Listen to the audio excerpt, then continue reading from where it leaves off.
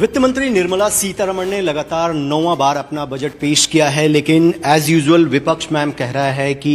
इस बजट में हमें समझ में नहीं आया कि बजट पेश क्यों किया गया वित्त मंत्री के द्वारा। बढ़ते भारत का प्रगतिशील बजट है जिसमें बायोफार्मा के बारे में उल्लेख है, जिसमें रेयर अर्थ मिनरल्स के बारे में उल्लेख है, जिसमें एक सिटी बेस्ड इकोनॉमिक प्लान बनाने का उल्लेख है, 12 लाख करोड़ के कैपेक्स और सरकार के वित्तीय आयोजन का उल्लेख है, हर जिले में लड़कियों के लिए विशेष हॉस्टल के निर्माण का उल्लेख है, 1.5 लाख से ज्यादा केयर गिवर्स जो है, केयर इकोनॉमी की जो वित्तीय वैल्यू है वर्तमान में 2030 तक अनुमानित $300 बिलियन की हो जाएगी विश्व भर में। तो उस केयर इकोनॉमी के लिए 1.5 लाख केयर गिवर्स की ट्रेनिंग का उल्लेख है। तो अगर भारत के भविष्य को विपक्ष समझ नहीं पा रहा, भारत के वर्तमान की ताकत को विपक्ष नहीं समझ पा रहा, तो इसमें आपको आश्चर्य नहीं होना चाहिए। राहुल गांधी, ममता बनर्जी, अखिलेश यादव, उन्होंने कहा कि जैसे ही बजट फाइनेंस मिनिस्टर ने इंट्रोड्यूस किया सेंसेक्स नीचे आ गया, इसमें किसानों के लिए नहीं है, रोजगार का सृजन कैसा होगा, इसका रोड मैप नहीं है, तो 2047 का कैसे विकसित भारत? मुझे लगता है कि हम सब जानते हैं कि हर विभाग का वित्तीय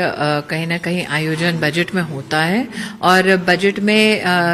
कृषि मंत्रालय का उल्लेख ना हो तो ये संभव नहीं है, ना संवैधानिक दृष्टि से संभव है, ना वित्तीय दृष्टि से संभव है। तो निश्चित रूप से विपक्ष ने ना बजटरी डॉक्यूमेंट पढ़ा, ना ध्यान से वित्त मंत्री का कहीं ना कहीं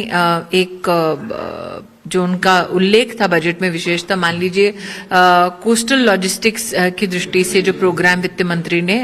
जिसको प्रस्तुत किया, उसमें हम ब्लू इकोनॉमी की दृष्टिकोण से देख लें तो लॉजिस्टिकल सपोर्ट हमारे जो मछुआरे भाई बहन हैं उनको उसकी दरकार है। तो बजट में कई ऐसे विशेष इंडस्ट्री सेगमेंट्स का उल्लेख है जिसको अगर विपक्ष ध्यान से सुनता तो उन्हें हर क्षेत्र के लिए वित्तीय आवंटन की कहीं ना कहीं संकेत मिलते। मैम, आप टेक्सटाइल मिनिस्टर भी रही हैं। राहुल गांधी बार बार इस सेक्टर को लेकर वीडियो भी बनाते हैं, ट्वीट करते हैं कि टेक्सटाइल इंडस्ट्री जो है उसमें जॉब क्रिएशन नहीं हो रहा है, फैक्ट्रियां बंद हो रही हैं। इस बजट में आपने भी अध्ययन किया होगा,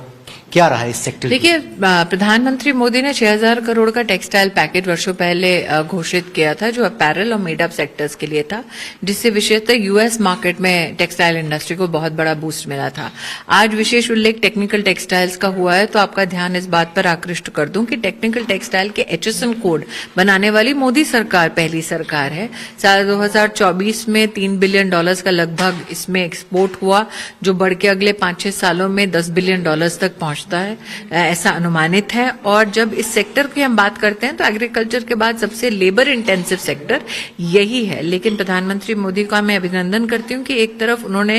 एक टेक्निकल टेक्सटाइल के ऊपर तवज्जो दी, लेकिन साथ ही जो हमारी हस्तकला उद्योग है उस पर भी उन्होंने विशेष ध्यान दिया है, उसके लिए वित्तीय आवंटन किया है। मेरा आखिरी सवाल मैम आपसे,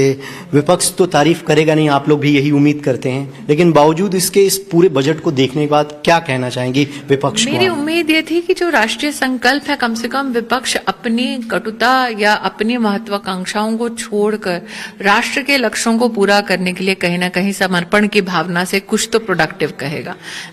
एक बार फिर वो इस उम्मीद पर खरे नहीं उतरे हैं, लेकिन तब भी विपक्ष के विरोध के बावजूद जो प्रगति भारत ने आर्थिक रूप से, सामाजिक रूप से प्रधानमंत्री मोदी के नेतृत्व में देखी है, उसके लिए मैं प्रधानमंत्री का, उनकी पूरी टीम का अभिनंदन करती हूँ।